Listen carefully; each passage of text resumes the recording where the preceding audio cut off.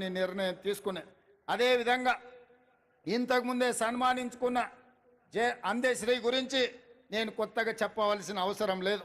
అదే విధంగా గోరెటి వెంకన్న, అదే విధంగా సుద్దాల అశోక్ తేజ, అదే విధంగా జయరాజ్, అదే విధంగా పాశం యాదగిరి, అదే విధంగా ఎక్క యాదగిరిరావు గారు ఈరోజు మనం నివాళులు అర్పించే అమరవీరుల స్తూపాన్ని ఎక్క యాదగిరిరావు గారే తీర్చిదిద్దిండ్రు. ఈ 9 మంది కవులను కళాకారులను తెలంగాణ రాష్ట్ర ప్రభుత్వం గుర్తించడమే కాకుండా వారికి ఫ్యూచర్ సిటీలో 300 గజాల ఇంటి స్థలాన్ని ఇవ్వడమే కాకుండా ₹1 కోటి నగదు ఇవ్వడం ద్వారా ఒక తామర పత్రాన్ని తెలంగాణ రాష్ట్ర ప్రభుత్వం ద్వారా వారికి ఇవ్వడం, భవిష్యత్ తరాలు వాళ్ళ మనుమలు ములి మనుమనులు ఆ తామర పత్రాన్ని చూసి తెలంగాణ రాష్ట్ర ప్రభుత్వం వాళ్ళ కుటుంబ సభ్యులను గుర్తించింది. తెలంగాణ ఉద్యమంలో వారి త్యాగం, వారి పోరాటం ఎంతో స్ఫూర్తిని నింపింది అని చెప్పి ఈ 9 మంది కవులను కళాకారులను తెలంగాణ రాష్ట్ర ప్రభుత్వం గుర్తించి సన్మానించాలనుకుంటుంది.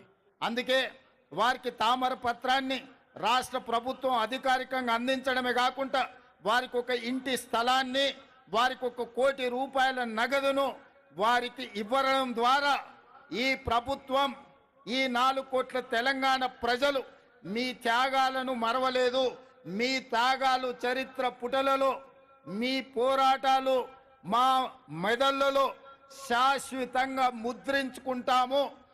మిమ్మల్ని గుండెల్లో పెట్టి చూసుకోవడమే కాదు, 4 కోట్ల తెలంగాణ ప్రజలు, తెలంగాణ రాష్ట్ర ఆకాంక్ష ఉన్న ప్రతి వాడు మిమ్మల్ని భుజాల మీద మోస్తారు అనే ఒక సందేశాన్ని అందించడం కోసమే ఈరోజు వీళ్ళను గుర్తించడం జరిగింది.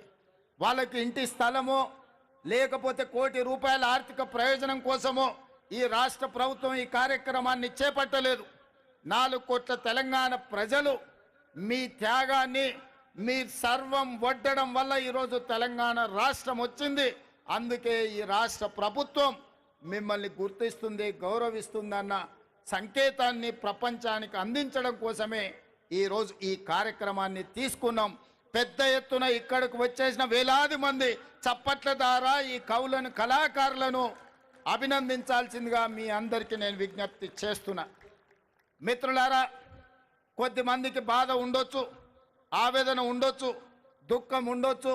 మా ఆలోచనలు, మా కుటుంబ గుర్తింపు, మా రాజకీయ పార్టీ మనుగడకు ఈ నిర్ణయాలు ప్రమాదకరంగా మారుతున్నాయని అనుకోవచ్చు.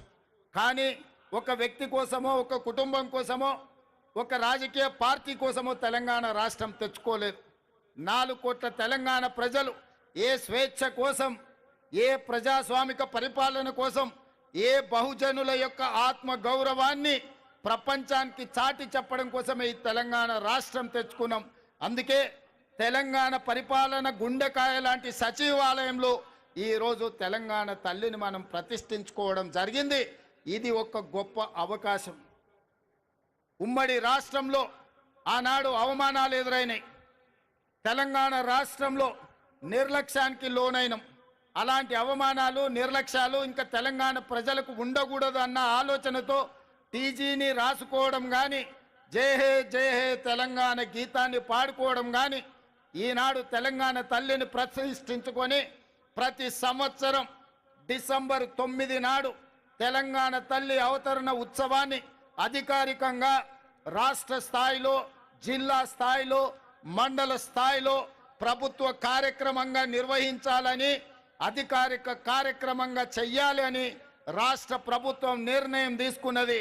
భవిష్యత్తులో ఈ నమూనాను మార్చాలన్నా, ఈ కార్యక్రమాన్ని ఎవరైనా అవమానించాలన్న ఆలోచన చేస్తే చట్టపరంగా వాళ్ళ మీద చర్యలు తీసుకునే అవకాశం కూడా ఉంటుంది.